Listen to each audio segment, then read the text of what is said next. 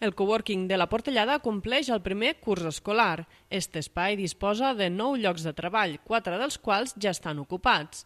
L'última incorporació ha estat l'empresa encarregada de les obres de la futura depuradora de la localitat.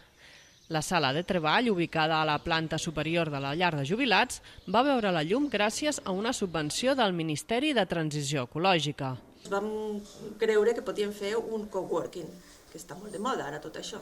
Els jubilats tenen un espai, tot el que és aquest edifici, tota la planta pràcticament era per a ells i no ho utilitzaven.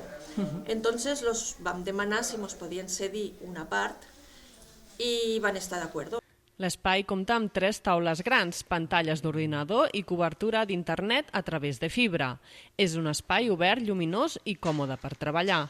Hem tingut que ficar taules grans en pantalles d'ordinador i després que hi hagi prou de cobertura fibra perquè tinguin connexió. El coworking crea un ambient laboral propici i en una zona accessible del poble i s'espera que encara sigui més útil de cara a l'estiu.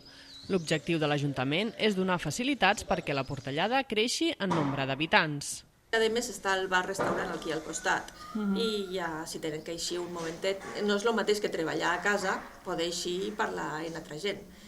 I això dona possibilitat, si vol venir algun jove a establir-se aquí, pot treballar des d'aquí al poble mateix. Aquesta és la nostra idea, ficar facilitats perquè pugui vindre gent jove a viure aquí. Actualment l'espai de coworking de la Portellada roda sol. A l'entrada hi ha un quadrant per reservar espais. La quota d'entrada és d'€1 per dia i està oberta a tothom. Un espai que agraeixen molt als seus usuaris.